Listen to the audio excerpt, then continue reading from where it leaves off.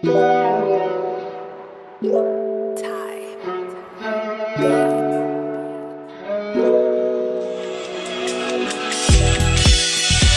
esquecer os bons momentos? Alguma coisa em ti me enfeitiçou. Eu ainda me lembro. Estou disposta a apostar minhas fichas nesse amor. Se tudo der errado, é a vida e acabou. Eu quero ficar ao teu lado, alisar tua coxa, enquanto o sinal tá fechado.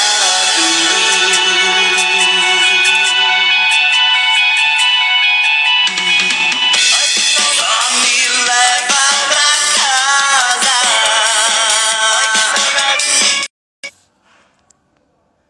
Boa tarde, galera. Boa tarde, Brasil.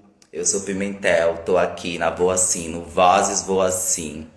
Hoje a gente vai trocar uma ideia com Filipa Anastácia, falar um pouco sobre audiovisual, sobre produção e direção cinematográfica. Vozes Voa Sim, que é uma série de lives que nós estamos fazendo aqui dentro da Voa Sim, trocando uma ideia com as pessoas que fazem parte da Voa Sim, enquanto equipe, enquanto produção de projeto, enquanto produção de audiovisual. Hoje a gente vai trazer Filipa Anastácia. Filipa Anastácia, que é uma pessoa trans da periferia de São Paulo, Zona Norte, trabalha com audiovisual, diretora, produtora, modelo, performer, poeta, roteirista. Então a gata faz tudo, multiartista, né? Na verdade, que somos multiartistas, a gente faz tudo. Vocês estão me ouvindo bem? Eu vou convidar aqui a Filipa para entrar, eu acho que ela já entrou. Acho que no início eu tava tocando a música do Getúlio Abelha, Sinal Fechado. Pra quem nunca ouviu, vá lá no YouTube, escuta.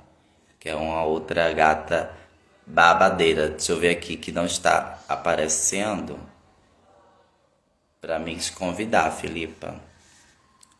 Acho que é aqui. Aqui. Nada, gente. Clica aqui no aviãozinho, na moral, e envia para os seus amigos que vão curtir, assistir essa live sobre audiovisual. Oi. Oi, amigo. Que linda! Ai, mana. Saudade de estar com você. Deixa eu te falar. Boa tarde, né? Primeiramente. Estamos aqui, gente, com a Filipa. A gente vai trocar uma ideia sobre audiovisual dentro dessa série de lives que nós estamos fazendo aqui na Voa Sim. Estamos intitulando de Vozes Voa Sim, porque é a galera que dá voz para esse bonde da Voa Sim, que faz acontecer as coisas aqui dentro da Voa Sim. A Filipa tá com a gente desde 2017, né, mano? Lá no Coletivo Cool, quando a gente montou em Sim, 2018. 2018. E a gente se conheceu na periferia da Zona Norte, na Casa no Meio do Mundo, fazendo vários rolês sociais, né? Porque 2018 foi um ano muito tenso para nós, corpos LGBTs. E a Filipa, essa mana, minha irmã, Zona, minha parceirona. A gente tem uns passarinhos aqui do lado de casa, não se importem. É o canto dos pássaros. Amiga, eu queria que você começasse se apresentando. Quem é Filipa Anastácia? Olha, a Cateboras entrou. Então, gente, eu sou a Felipe Anastácia, eu tenho 21 anos. Eu moro na periferia de Zona Norte de São Paulo. Faz, acho que uns 3 anos que eu tô estudando sobre audiovisual. Minha construção de estudo vem muito, tipo, desses estudos de quebrada, sabe? Tipo, cursos de cultura. Iniciei os estudos com audiovisual, pelo menos na fita, 2018, 2019. E hoje eu faço parte do Instituto Criar também, que é o Instituto Criar de Cinema, Televisão e Novas Mídias. E eu acho que é isso, assim.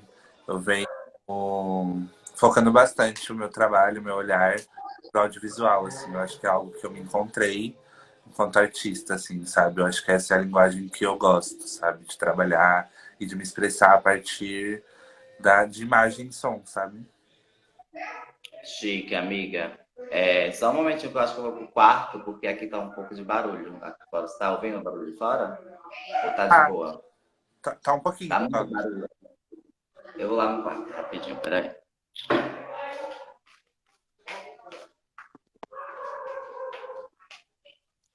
Meu mundo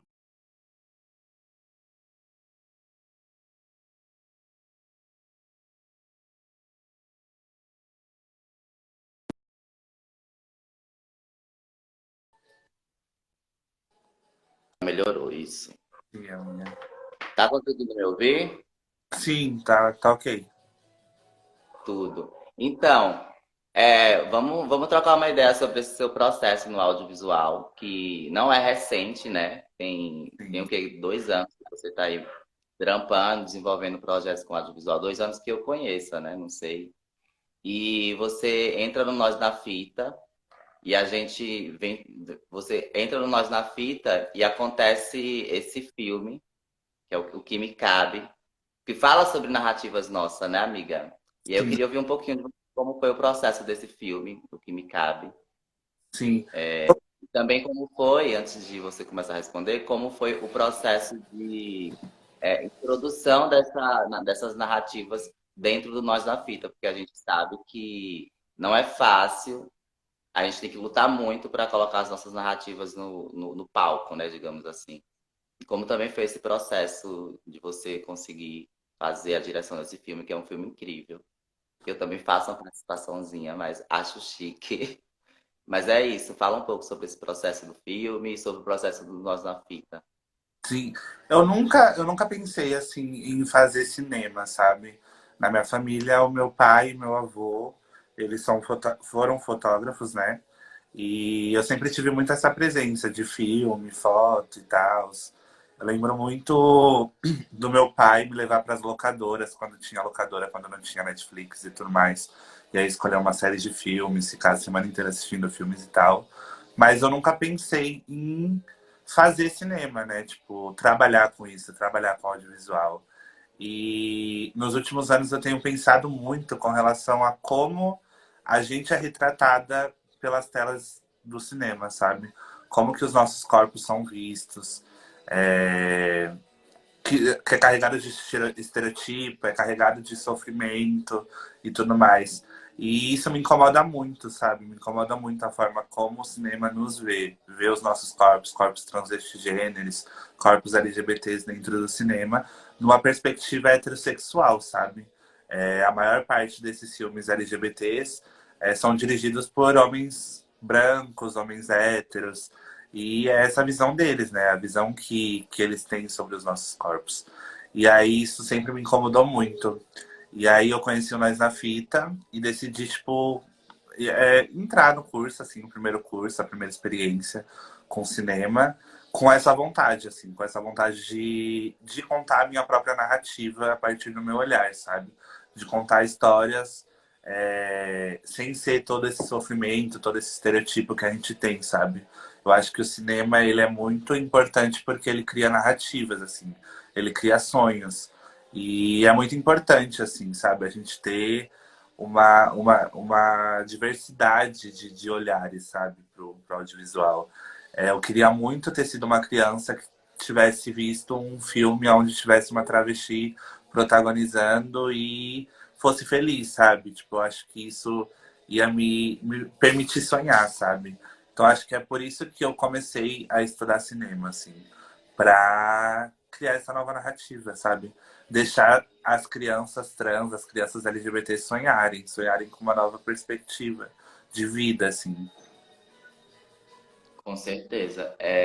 E você tocou num ponto muito interessante, porque é o que a gente vem discutindo muito no cinema hoje, né?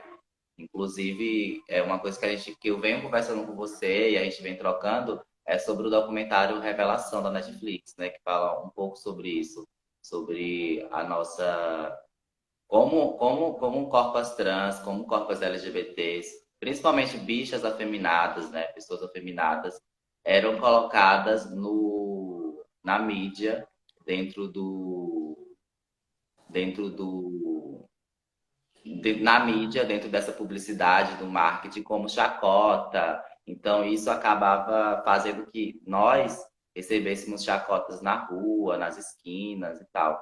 E isso é só uma ressalva que eu coloco uma pontuação desse processo, da importância desse processo de pessoas trans na direção. A gente tem algumas perguntas aqui, eu tô achando bem chique.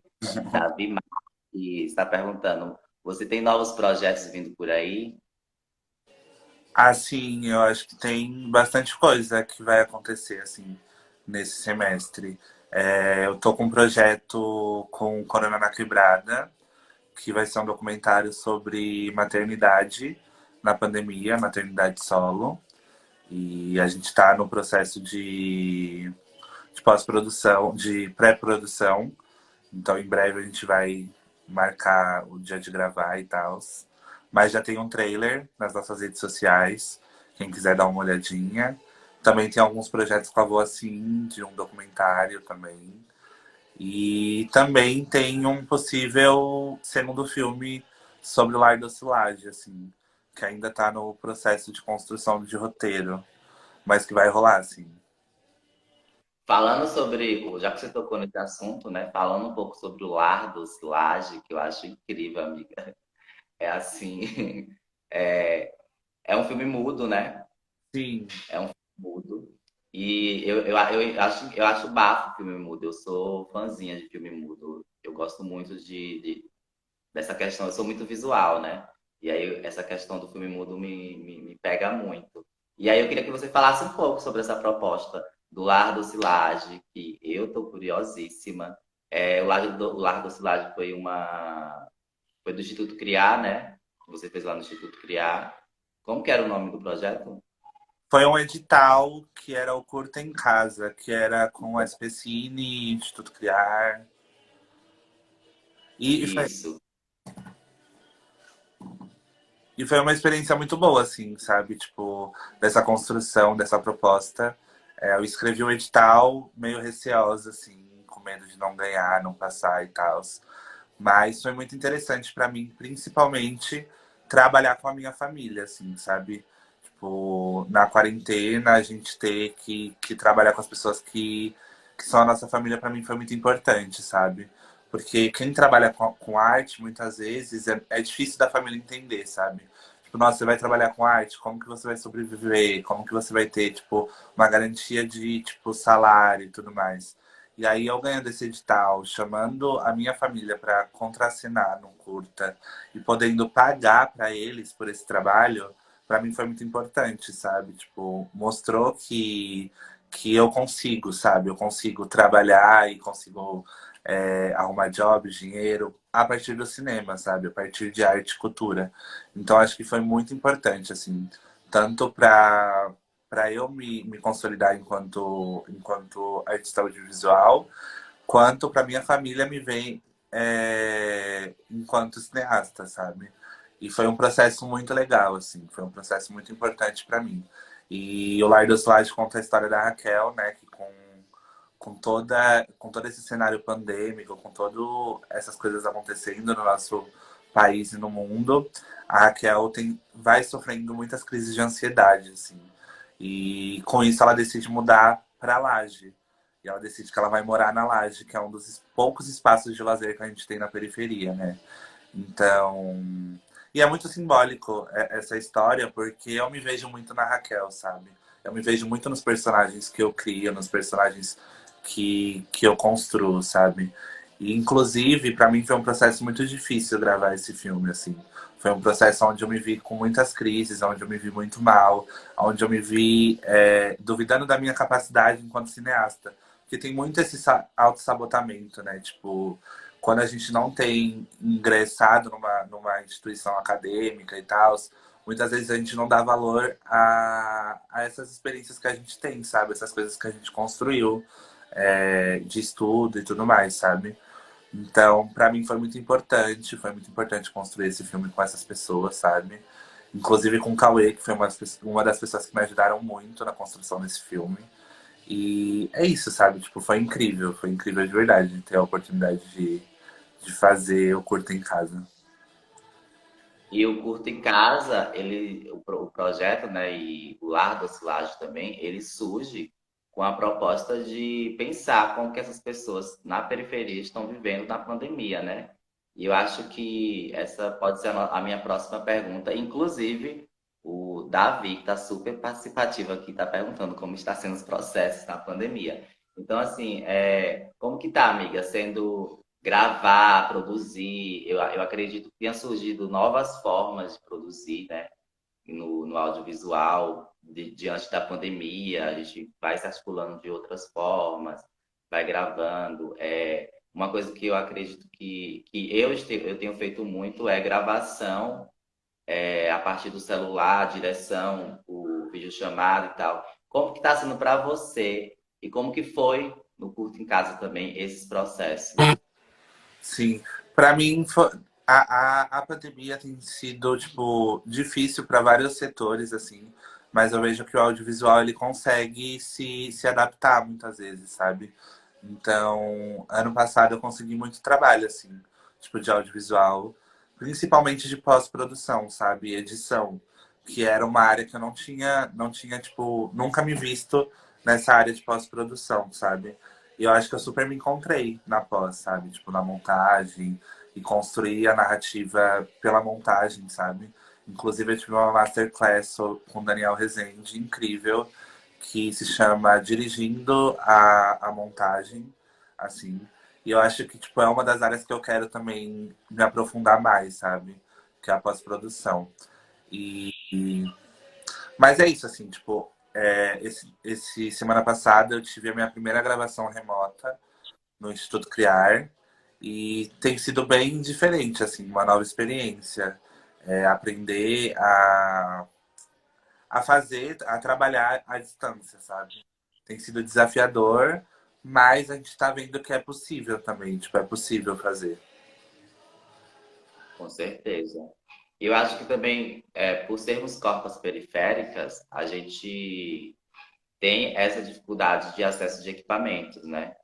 Uma coisa que eu queria perguntar a você e trocar essa ideia com você mesmo é sobre como que você vê as produções cinematográficas diante desses equipamentos móveis, de celular, de edição.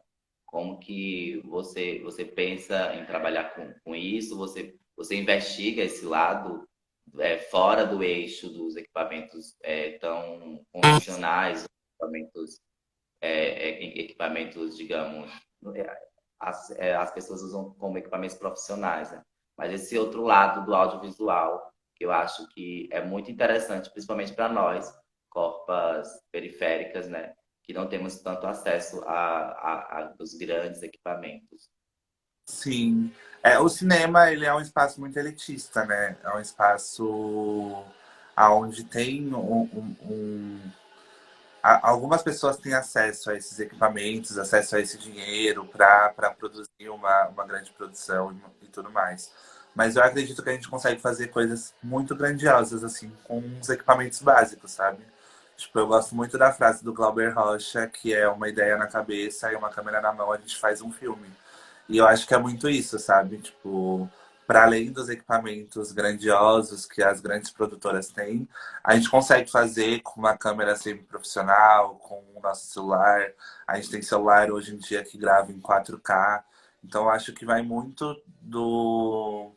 da nossa ideia, sabe? Da nossa ideia e da nossa vontade de contar essa história, sabe? E eu percebo que a periferia, ela sempre contou histórias assim, sabe? Tipo, a periferia sempre produz o audiovisual de uma forma muito grandiosa, assim, e com poucos equipamentos. E eu acho que é super possível isso, sabe? E eu acho que é isso, a gente se aprofundar nos estudos, usar de todos esses espaços de cursos que tem, tipo, nas fábricas de cultura, nas casas de cultura. Isso é muito importante pra gente, sabe? E vai para além da academia. Eu acho que a faculdade ela é sim importante, mas não é o principal, sabe? Eu acho que a gente consegue se profissionalizar para além da faculdade, sabe? E eu acho que é isso, sabe? E essa troca ela é muito, muito, muito boa. Tipo, as minhas maiores referências no audiovisual são pessoas que eu conheço, sabe? São pessoas que eu tenho essa troca de experiência, essa troca de vivência e vejo eles crescendo também dentro do audiovisual. Tipo, isso é muito importante para mim. Que chique. Outra coisa que eu acho muito bafo é as lajes virando produtoras, as lajes produções, né, que a gente costuma dizer. E eu acho isso incrível, essa proposta que você traz, inclusive aqui dentro da Boa Assim, na gravação do documentário. Fala assim, ai amiga, vamos gravar na nossa laje. Ai amiga, vamos fazer. Ai amiga, tem uma roda de conversa, vamos fazer na nossa laje. Eu acho a estética da laje incrível e é uma coisa que você traz muito no seu trabalho. E aí eu queria ouvir um pouco de você sobre isso, sobre fazer o trampo na laje. E também eu acho que é mudar um pouco da estética da imagem do audiovisual, né? Porque para além de falas como roteiros e narrativas trans que você carrega, traz na sua história, você também traz essa perspectiva de mudança de estética, né? Sim. É como eu disse, sabe? Tipo, a Laje é um dos espaços de lazer que a gente tem na periferia, sabe? São um dos poucos espaços. Então, eu acho que a Laje ela é muito importante. Tipo, a minha casa, eu moro, tipo, num quintal de família, da minha família, onde tem 3 casas. Então, a Laje é um espaço onde a gente se encontra, sabe?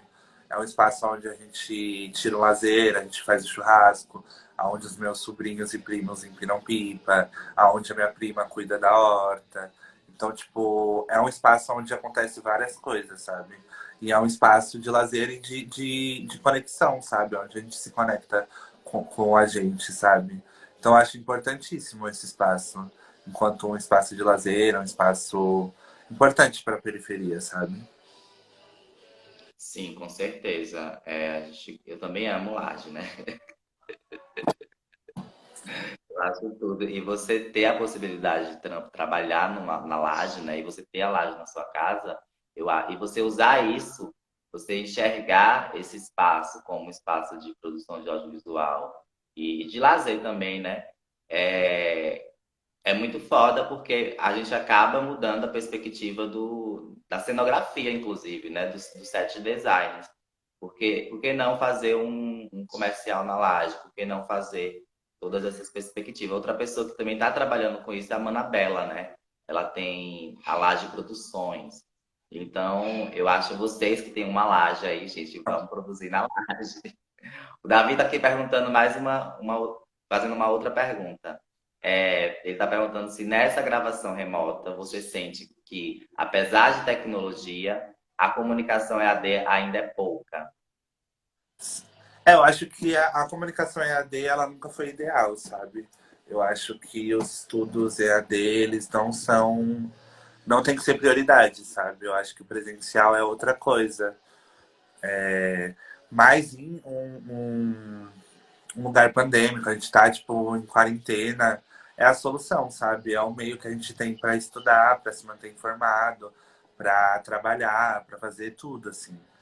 Eu acho que, tipo, a necessidade fez o EAD tá hoje em dia, sabe? Mas eu não acredito que é a melhor forma de estudar, sabe? Porque eu sinto muita dificuldade nesse estudo virtual, sabe? Sim, eu imagino. Como que você se vê, né, nessa questão de estudo? Você absorve mais as aulas, ou você é muito mais da prática, da ação, de aprender na prática? Ah, eu gosto muito das aulas, assim. Eu gosto muito, tipo, de ter conteúdo didático e tudo mais, sabe? Mas também gosto da prática, sabe? Um set de gravação a gente aprende muita coisa num set de gravação, sabe? Eu acho que o maior aprendizado é quando a gente fala ação, sabe? E a gente começa a fazer. Eu acho que não tem melhor aprendizado do que esse, sabe? Mas eu gosto muito da parte teórica também. Sim, acho que a parte teórica é muito. Eu sou muito da prática, eu não consigo aprender. Quando eu estudo, quando eu faço os meus estudos, eu criei uma técnica de fazer primeiro a prática para depois ir para a teórica. Porque quando eu estou na prática, eu tiro todo. Ah, eu estou com dúvida nisso, estou com dúvida nisso, estou com dúvida nisso. E aí eu absorvo mais quando eu leio, porque eu vou tirando as minhas dúvidas. Eu não consigo absorver, assim, de primeira leitura, sabe? Sim. E de primeiro material didático que a gente recebe dos nossos professores. Mas alguém tem mais alguma pergunta, gente? A Vitor acabou de entrar. Amiga, eu acho que quando eu trouxe o Aurélio aqui na última live, a gente falou muito sobre a perspectiva do Círculo de União, do Coletivo Cu. Sim. E eu acho que é de extrema importante, ou de extrema importância na nossa vida. E aí eu acho que a gente poderia trocar um pouco sobre isso e sobre também a sua perspectiva do nascimento do coletivo, que é um coletivo que nasce em 2018, né? Aqui na periferia da Zona Norte.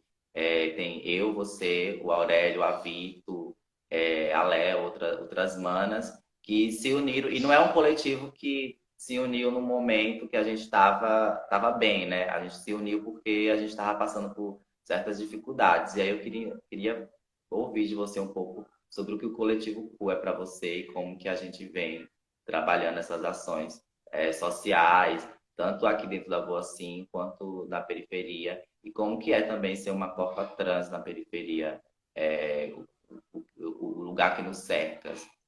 Sim, o Coletivo Cu eu acho que foi tipo muito importante pra gente, principalmente no momento que ele foi feito, né? Que era por essa necessidade da gente estar mal, sabe? A gente tá pensando no cenário político brasileiro e ver que as coisas não estavam tão boas pra gente, sabe? Iam piorar, a tendência era piorar. Então eu acho que foi muito importante para nos fortalecer, sabe? Nos fortalecer enquanto comunidade, nos fortalecer enquanto corpos transgêneros.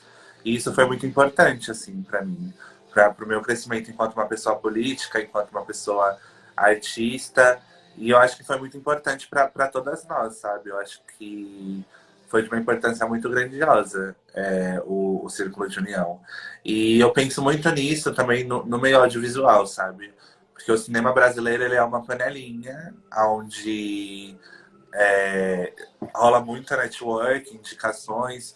Então, quem detém o audiovisual brasileiro são as mesmas pessoas, sabe? São as mesmas pessoas brancas, cis, heteronormativas. E são essa galera que estão tomando posse desse espaço, sabe? E eu vejo muito que a gente, enquanto povo preto, povo LGBTQIA+, a gente está criando uma outra panelinha, sabe? Eu acho que é muito a gente se aquilombar enquanto audiovisual, sabe? Então, eu penso muito nisso, sabe? Tipo, as pessoas que são as minhas referências no cinema são pessoas, como eu já disse, próximas de mim, que estudaram comigo, que estão trabalhando e que eu conheço de alguma forma, e são pessoas LGBTs e pretas, sabe? Então, essas são as pessoas, as primeiras pessoas que eu penso para construir um filme, ou construir uma série, ou construir esse audiovisual, sabe? Então, acho importantíssimo a gente estar se aquilombando, sabe? Em todos esses espaços, que é muito além dessa panelinha da branquitude. E que eles tentam colocar pra gente algo como rivalidade, sabe? Pra gente precisa ser rival um do outro. Pra eu estar lá em cima, outra pessoa precisa estar lá embaixo, precisa ser tipo a pessoa que construiu comigo. E eu acho que isso a gente vem tirando cada vez mais, sabe? Eu acho que não tem essa competição enquanto comunidade LGBT. Não tem que ter, né? Enquanto comunidade LGBT, enquanto povo preto. A gente precisa realmente se unir e, tipo, criar trabalho pra gente, sabe? Criar essas possibilidades. Se eu ganhar o edital amanhã, eu vou chamar as pessoas que são próximas de mim, que são minhas referências, que estão fazendo audiovisual, que estão fazendo cinema independente. E isso é importantíssimo, sabe? É importantíssimo a gente criar essa aliança e criar esse círculo de união cada vez mais forte, sabe? Sim, com certeza. E falando em referências, né, amiga? É, Quais são esses coletivos que atuam, que estão atuando com você? A gente tem alguns coletivos ao nosso redor, e aí eu queria saber, para além das referências, quem são essas outras referências que estão dentro ao seu lado? Eu sei que você está aí à frente, junto com o Cauê, do coletivo Balançou, né? E Sim. quem são esses outros coletivos que estão atuando junto com vocês? A gente já teve contato com bastante coletivos, assim, de trocas e tudo mais. O coletivo ECOA é um dos principais, assim, que a gente tem uma troca grande. Mas tem uma galera muito importante, assim, que tá fazendo cinema, assim, que eu vejo enquanto referência muito forte. Sim, tem. Acho que tem a Ingrid aqui, né? Que tá Sim, com o coletivo dela. Ó, a Vivi tá perguntando aqui, Oracu Aromaterapia. Como foi o curso do Instituto Criar? Como está sendo, né, o curso do Instituto Criar, esse processo lá no Instituto Criar para você? sim. Eu tô já há 2 meses, né, com que a gente começou as aulas no Criar, 2, 3 meses. E eu acho que tá sendo muito, muito importante, assim, para mim, sabe? Tem 200 alunos, assim, a gente está dividido em grupos, né, menores para as aulas. Mas tem sido muito importante essa troca com outras pessoas, sabe? Outras pessoas de lugares diferentes de São Paulo, de periferias diferentes de São Paulo. E tem sido uma troca imensa, assim, sabe? Tipo, um aprendizado diário. Como eu já falei também, a gente acabou de gravar uma atividade, né, remota, que era um curta-metragem que a gente gravou.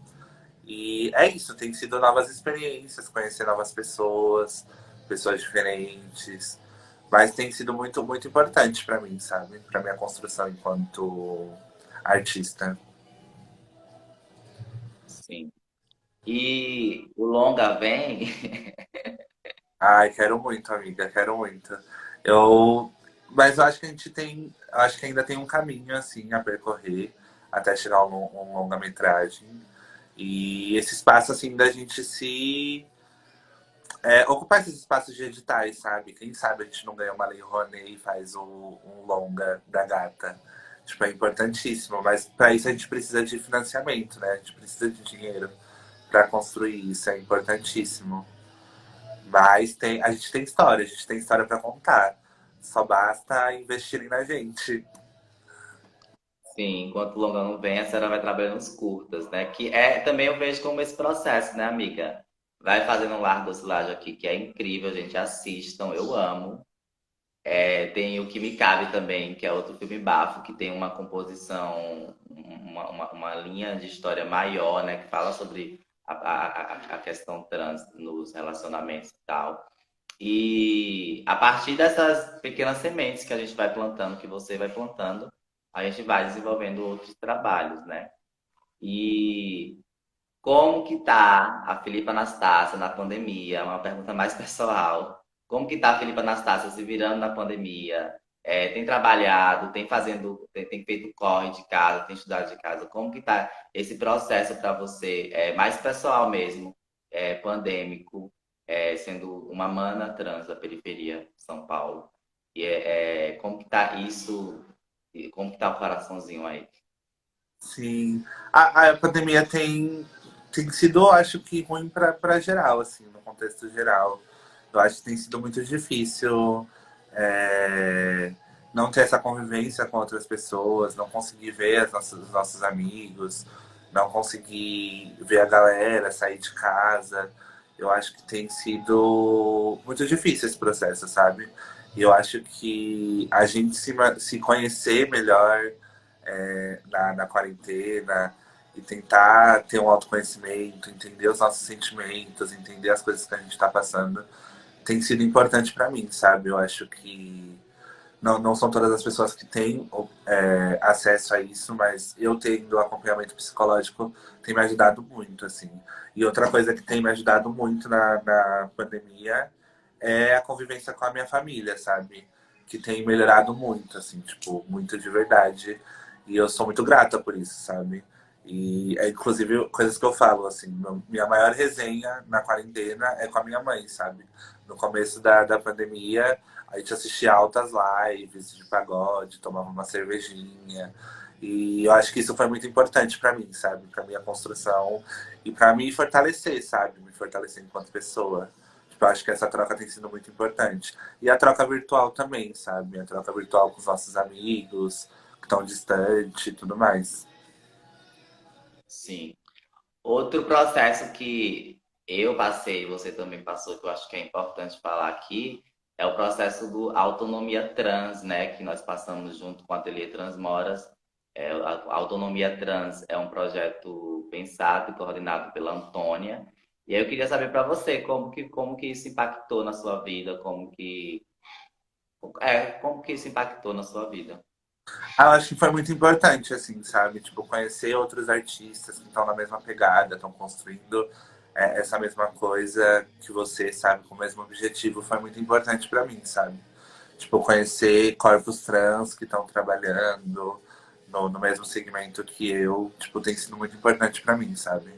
Eu acho que é muito esse lugar de se fortalecer, sabe? Eu vejo isso muito nítido. Tipo, que a gente se fortalece mesmo distante, sabe? Tipo, entendendo que a gente está criando os mesmos processos. Inclusive, muitas pessoas que eu conheci nesse processo também fizeram curta em casa. E, tipo, pra mim foi muito importante, sabe? Estar junto com elas nesse processo, sabe? Sim, com certeza. Agora acho que vou fazer umas perguntas mais técnicas aqui, amiga, porque a gente está falando de cinema, estamos falando de gravações e tal. Qual que são os programas que você mais gosta de usar para fazer edição de vídeo? Ah, eu uso bastante o Premiere, assim, tipo, é o que eu tô usando ultimamente. E é muito, tipo assim, eu nunca tinha editado nada até ano passado. Então, pra mim tem sido uma experiência de estudo também, sabe? Tipo, esses trabalhos que eu peguei foi muito de estudar também, aprender fazendo. E tem sido muito importante pra mim, sabe? Inclusive, hoje eu acho que eu tenho uma autoestima muito maior, assim, enquanto profissional, sabe? Hoje eu realmente me vejo com possibilidade pra fazer, sabe? Tipo, antes eu tinha muito esse receio de me colocar como, eu não sei, não vou conseguir fazer. Mas eu acho que hoje, tipo, eu me vejo uma profissional muito grande, assim, sabe? E eu acho que isso é muito importante, a gente pensar na nossa autoestima também, sabe? Porque muitas pessoas, inclusive a branquitude, que detém, tipo, o maior acesso do cinema, eles te colocam nesse lugar, sabe? Tipo, qual a faculdade que você fez? Você fez FAP, você fez uma USP? Se você fez, não cabe, sabe? Não cabe, tipo, você tá trabalhando. E eu acho que não, sabe? Tipo, hoje eu me vejo com uma potência muito grande, que eu não me via alguns anos atrás, sabe? Isso tem me ajudado muito na minha autoestima. Que bom. Que também a faculdade, ela exerce uma função na nossa vida que é de a gente tirar dúvidas, da gente fazer aquilo que a gente já se propõe a fazer. Só que, infelizmente, as pessoas colocam a faculdade como esse lugar que te. Eu perdi a palavra aqui, que te define enquanto profissional, né? Sim. Isso é muito ruim. É a mesma coisa enquanto artistas, né? A gente tem atrizes maravilhosas no Brasil, mas se não tá na Globo, não é artista. Se não tá fazendo uma novela, não é artista. Então, as pessoas têm essa mania feia de definir a gente pelos nossos trabalhos, pelo que pela faculdade que a gente fez, pelo processo que a gente entrou. É um erro, porque faculdade não define ninguém, né? Faculdade é para a gente ir lá para aprender, tirar dúvidas, fazer outros processos. Eu acho que os processos individuais e pessoais são mais importantes do que esses processos acadêmicos. Os nossos processos, o seu processo, o meu processo individual de aprender a produzir o que a gente tem, né? É único, é único. E a gente levando isso para outros lugares se torna cada vez mais único mesmo, porque é a forma que a gente aprendeu lidando com as situações. Mas é isso, amiga. Eu queria te agradecer por estar aqui, por estar comigo na rua assim, essa parceirona que eu encontrei.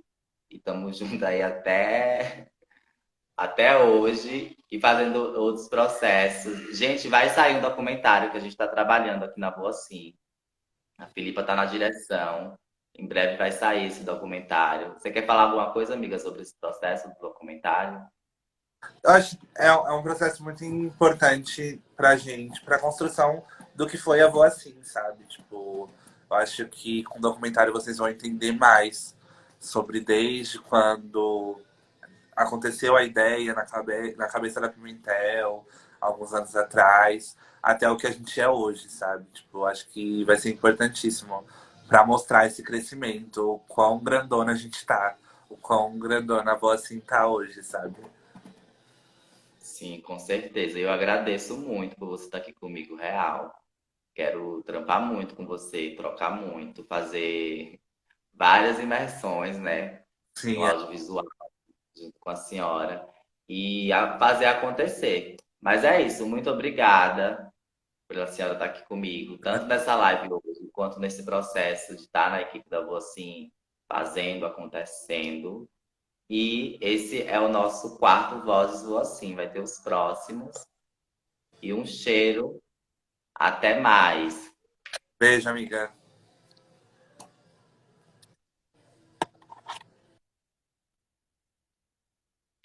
É isso, galera. Boa tarde. A gente chegou ao final do nosso terceiro Vozes Voacim.